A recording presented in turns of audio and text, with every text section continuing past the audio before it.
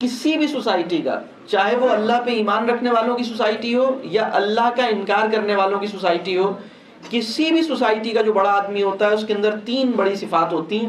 سب سے پہلی صفت یہ ہوتی ہے کہ وہ صرف اپنے لیے نہیں سوچتا، اس کی سوچ، اس کے مقاصد، اس کی تمنائیں، اس کی خواہشات اپنی ذات کے باہر ہوتی ہیں۔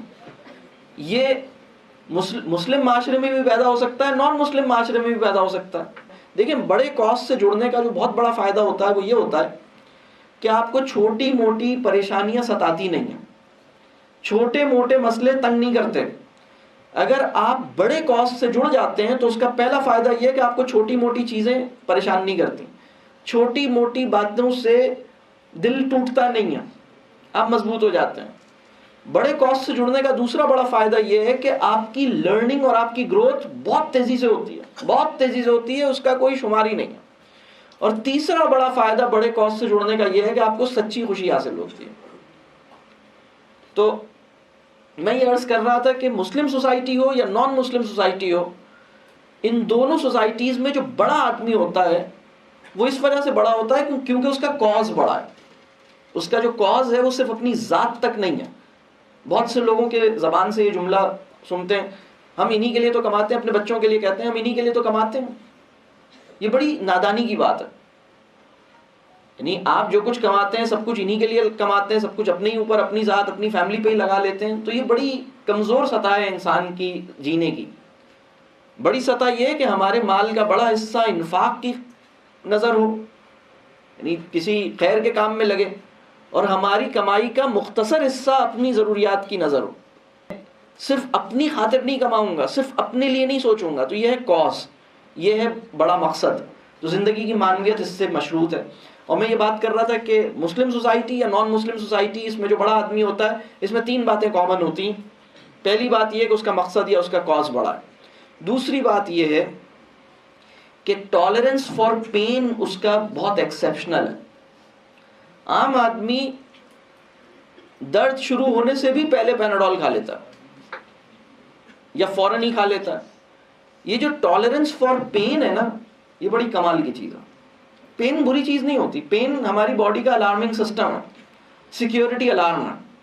جیسے کسی بینک میں اگر کوئی پرابلم ہو جائے یا کوئی کہیں آگ لگ جائے یا کسی جگہ پر، تو ایک فائر الارم بجتا ہے۔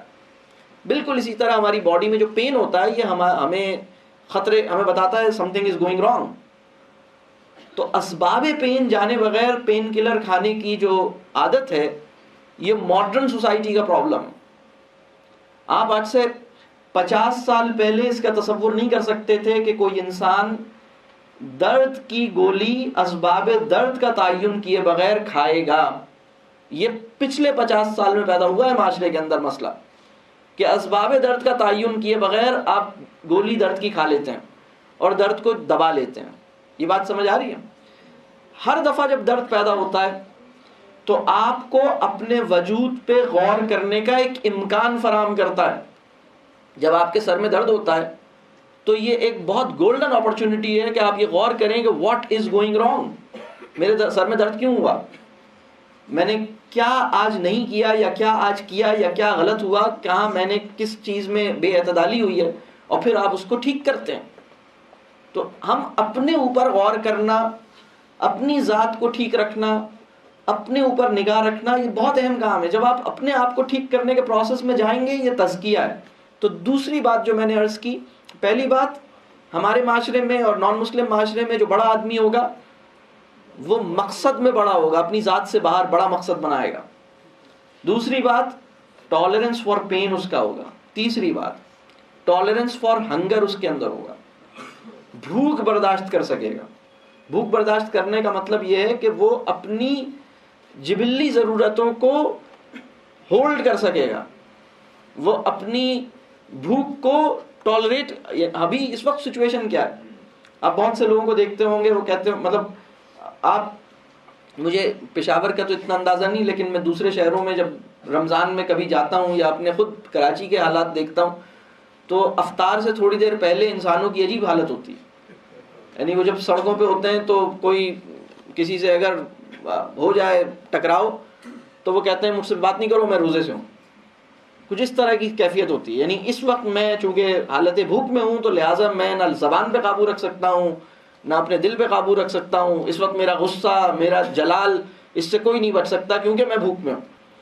تو اپنے اوپر کام کیجئے، اپنی اصلاح کی فکر کیجئے، اپنے آپ کو اندر سے مضبوط بنائیے، کردار کی مضبوطی، اور آف کورس فزیکل ہیلتھ کی بھی اسٹرینتھ، یہ بھی بہت ضروری ہے. آپ کو جسمانی طور پر بھی انشاءاللہ تعالی اللہ آپ کو اچھا رکھے، مضبوط رکھے، صحت مند رکھے، لیکن کردار کی بھی صحت ہمیں عطا کرے، ایمان کی صحت عطا کرے. اور اگر کبھی اللہ سے یہ دعا کرنی چاہیے کہ یا اللہ ایمان کی صحت جو ہے اس کی قیمت پہ مجھے جسم کی صحت نہ ملے.